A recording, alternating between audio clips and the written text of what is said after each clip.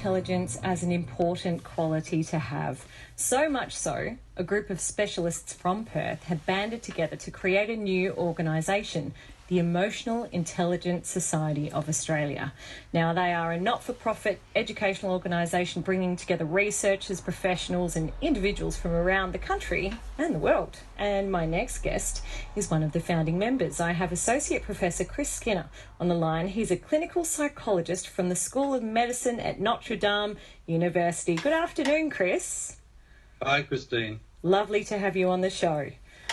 Let's get to know you firstly. You've spent the last decade guiding medical students through the human side of medicine, empathy, professional identity, treating the whole human, not just the ailment. Is that fair to say?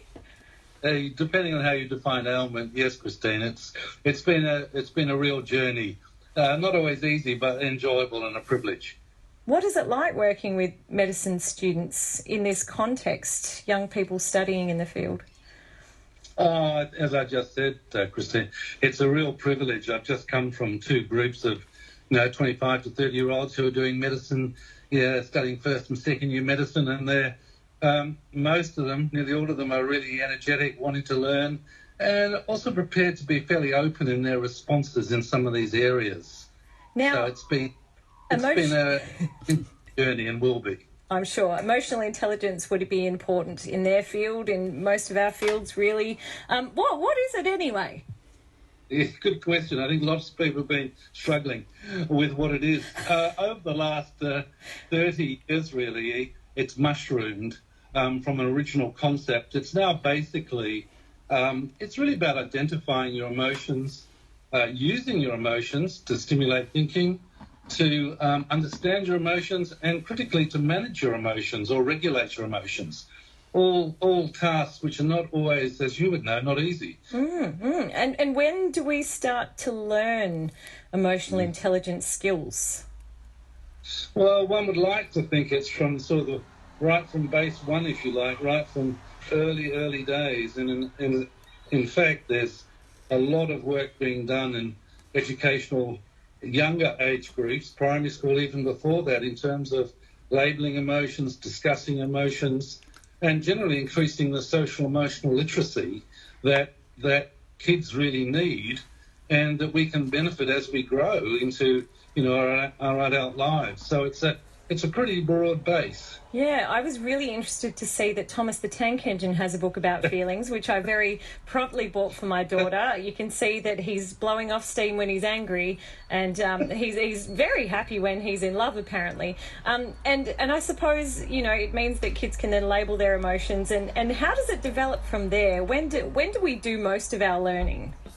I think it's a progression, and I think it's very individualistic, depending on the context and the family dynamic and the individual personalities. It's multiple, but yes, I think it can start really. I've just been reading Thomas the Tank Engine too, and I think sometimes it's an interesting area in the labelling and talking about it, even at an early age with appropriate language, obviously. So I think it progresses, but it's increasingly becoming important, I think, in all diversity of lives. Why do we need it? Why is it important, Chris? I think it's because it's to do not with only cognitive. It's not the world answer to everything, emotional intelligence, but I think it adds, like we've seen recently in many different contexts, the valuing of emotions in one's life, how we handle it, how we identify it, is really important. It's not just about intellect. It's not just about what I would call intellectual intelligence. It's about handling your emotions sensitively, being aware of it in yourself, and being aware in others. What? So that's a richness that's important. What happens when we don't have very good emotional intelligence? How can it impact one's life? Well, I think if one really lacks emotional intelligence, then I think you can actually find yourself in very difficult situations, and often you're not even aware of what the effect of your lack of emotional intelligence is. I think it can lead to sort of disagreements which are not necessary, a lack of understanding, a pursuit of certain emotions which you have no awareness of. Whereas, in fact, we know, Christine, that really self-awareness and understanding, identifying our emotions is the first step. Identifying emotions is the first step. And emotional regulation you mentioned, I find this quite interesting. Where do we learn those skills? Again, is it from those around us? Is it something that's kind of inbuilt? How does it work?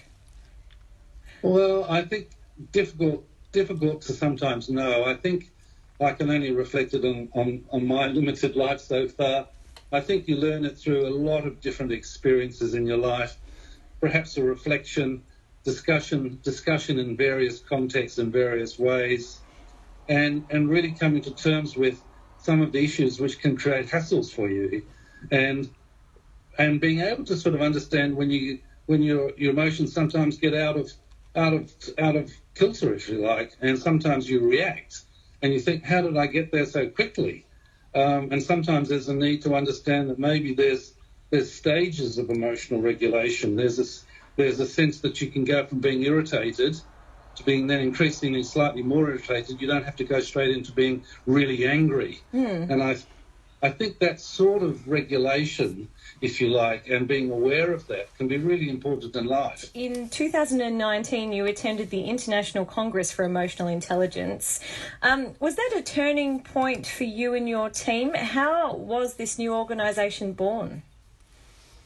Well, there's been an international society that was established by a professor in New York, and this was in 2013, that period, and that stimulated some of our ideas here from a group here, which then led to having a Congress in Fremantle in 2019. And as a result, we attracted a whole lot of different people, from national people as well as people locally. And from that sort of success of that Congress, what it did is it stimulated us to think, well, maybe there's a real need for linking people who are interested in emotional intelligence, both from educators, through business people, through health professionals, the range. And if they were interested in it, maybe we could actually stimulate the society and do some interesting and creative aspects of workshops, seminars, networking, etc., Christine. So, in a sense, acting as a stimulus for development.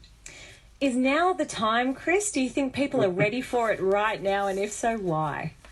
I think I could ask you that question. But Yeah, I'll let you answer, though.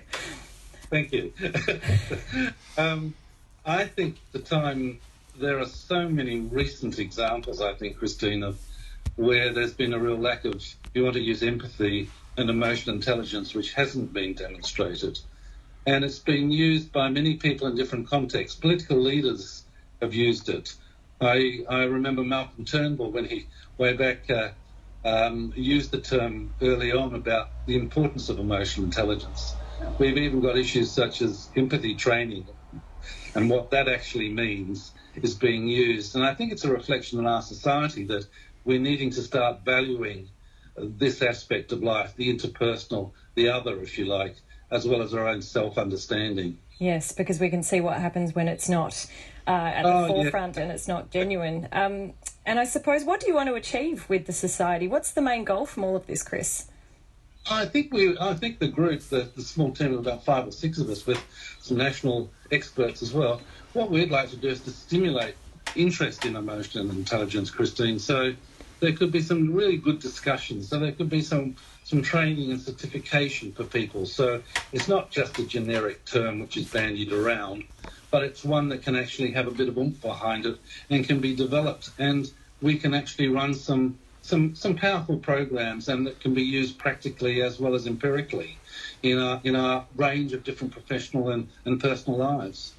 What do you teach your young medicine students about emotional intelligence, Chris? We try and give them a basic framework about identifying and using, understanding and managing one's emotions, and then we try and relate that to some case examples in the curriculum, so they can think about how does it work for themselves when they do meet patients. Can they identify some of these issues in themselves? Can they see the emotions in the other person? Can they use that, discuss it, understand it, and can they help the other person as well as help themselves understand their own emotions, really critical issues, rather than just thinking and thinking through issues. They have to value their emotional life a bit. So if people want to follow the Emotional Intelligence Society of Australia, how can they do so? I understand that your official launch is in June, is that right? Yes, we're launching it, well, attempting to launch it, which we will, on Friday the 4th of June. There's a website now that we've got, which is EISA.org.au, and we'll be developing this especially in the next months, and then we'll put out a few programs and workshops to try and stimulate people's interest, really, Christine, in this whole area. Well, it's been really interesting to speak to you this afternoon, Chris. Thank you so much for your time. No, thank you, Christine, and thanks for the interest you've expressed in this important topic. Not a problem at all. Associate Professor and Clinical Psychologist Chris Skinner there. He's from Notre Dame School of Medicine. So as you heard, EISA, or the Emotional Intelligence Society of Australia, will be based here in Perth, and they are going to launch in June, eisa.org.au.